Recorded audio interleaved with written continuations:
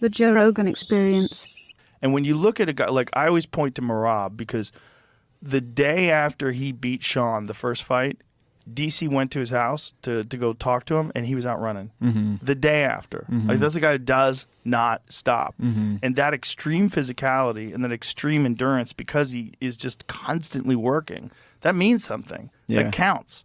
If you take months off, you take, like this was the thing that I was thinking about with Jon Jones. Jon Jones said he needed 6 months to prepare for Aspinall if he's going to fight Aspinall. So they were trying to make a deal, and then he decided to retire. But it's 6 months because he's not training, like at all. Like he just doesn't train. Like in between fights, just doesn't train. Yeah. Which to me, he used to do that a lot when he was younger too, which is I always thought was crazy. That is crazy to me. I always saw guys do that, like when I was in my 20s, and like I would watch these really big fighters just not train unless it was a training camp time. And I'd be like, fuck that. I'm never being that way.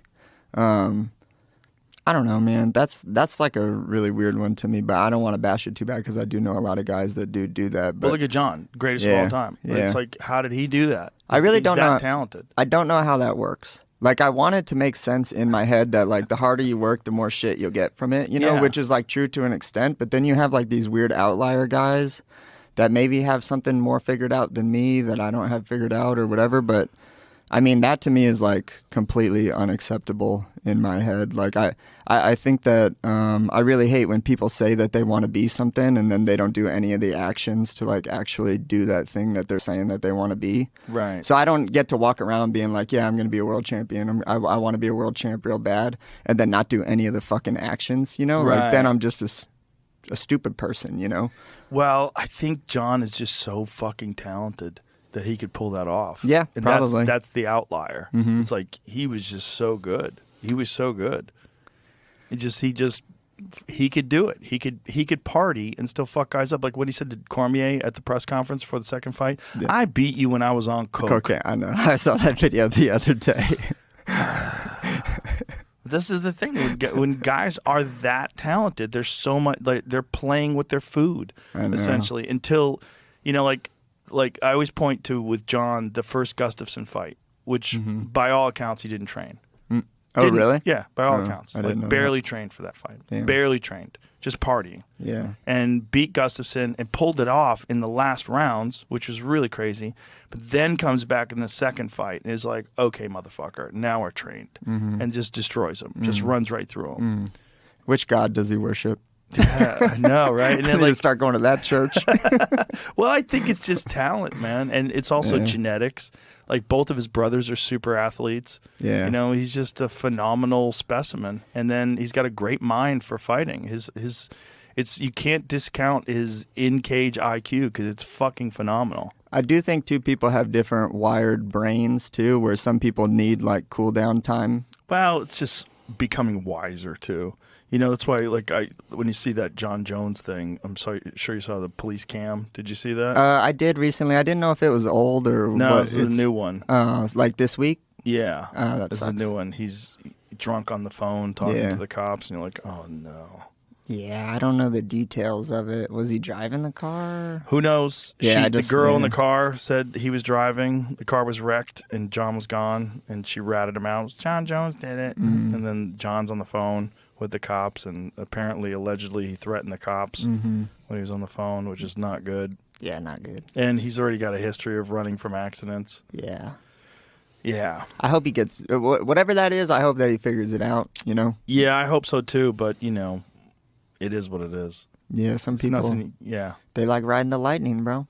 He liked riding that lightning. Yeah. And I think that's one of the things that made him so good, too, because he was so wild. He was just a wild dude. Yeah. You know, he just genuinely didn't give a fuck and really had this ultimate confidence. And so skillful and so smart. But eventually, you know, one more drink, then like that, and then your body's just like not what it used to be. Yeah. And Aspinall is a fucking beast, man. Yeah. I know there's a lot of questions. Never been out of the first round. A lot of questions, but never been out of the first round because he fucks everybody up in the first round. Like, that's a factor. Yeah. You know? Yeah, I really wanted to see that fight, but also at the same time, I appreciated, I forget which interview it was recently, but John was pretty honest in it. He was like, look, man, like, I don't want to fight up and coming tough guys. He was like, I want to fight guys with seasoned champions that have names. And I was like, that could also be interpreted as you don't really want to fight kind of the best guys that there are right now. Right. You want to fight like a certain category of fighter who you're comfortable fighting, but you don't want to fight the guys that are tough and that are saying that you're going to win. And that's okay, but that's essentially how I interpreted what he was saying in different words, which I appreciated the honesty. Well, it's also money fights, right? Yeah. Because I think he's wrong, because I think Aspinall's a star. I really do. Yeah, I do too. I think he's saying, who is he? He's not no one. Aspinall's a star. When people ask questions to me all the time, like casuals on the street, is Jon Jones going to fight Tom Aspinall? It's constant. That's like the constant question. To me, the real fight would have been Jon Jones versus Francis. That's the real fight. Clearly I'm not responsible for making decisions, because I would have made a lot of different decisions, and I would have Francis, let's talk. Let's work this out. That guy's a star. Francis is the fucking scariest heavyweight of all time. Yeah. That's a star. That guy as the heavyweight champion is so fucking marketable. He puts people into orbit. Yeah. He flatlined Stipe. He flatlined Alistair. He flatlines people. He's fucking terrifying. That's the heavyweight champion. And for that guy to walk away from the belt and then almost beat Tyson Fury and then get knocked out by Anthony Joshua and then to come back and destroy that dude in PFL. What's his name again? That big, tall Brazilian dude that he ground and pounded into unconsciousness. Ferreira. That's right. Oh, okay. That guy's that guy was giant, big, the really giant, jacked guy. Yeah. And he's the guy that KO'd Ryan Bader in the first round. He looks phenomenal. He's terrifying. And Francis just destroyed him. I'm like, that's the guy. That's the guy. And everybody knows that's the guy.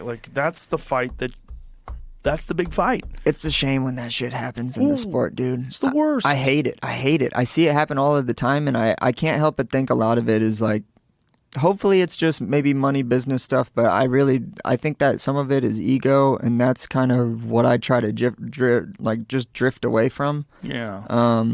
My philosophy on winning the belt has always been, if I can't beat whoever it is, if it's like a number 10 ranked Umar, or if it's a number 2 ranked whoever, if I can't beat that person, then I don't deserve the belt, and I don't think that I should get it. It clearly doesn't represent what it represents if it doesn't mean that I beat all the best guys on the way to doing so. Right. Not everyone really has that philosophy, and I get it, because once you start involving money, and then money is taking care of your family, which is what, is kind of an excuse to be greedy sometimes for people. It's just never really been my philosophy, and I think that it's kind of a shame when that stuff happens, because in my head we're doing two things. We're seeing who the best fighter in the world is, and we're getting people to watch so that the fans can appreciate something that I find to be the most loved thing in my life, next to my wife, So,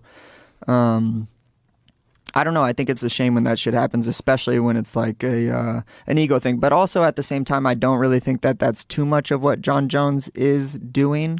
I'm more speaking in terms of what I kind of see in other people. I think Jon Jones also has to have some level of awareness around Tom's a young guy, and we age, Yep. We age, and that's okay. John's not a natural heavyweight either. That too.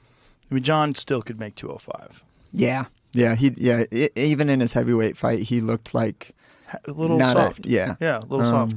And 240 and a little soft is, think about how much Pereira cuts, right? He could cut that weight. He could still make 205 and might still be the champ at 205. Yeah. Which is kind of wild. Yeah. And Tom Aspinall ain't making 205. That guy's fucking huge. Yeah. Ngannou is not making 205. Francis would cut to get to 265 natural. Sure. Which is just bananas. Yeah. He's a fucking hulking man. Yeah. He's a scary dude. How did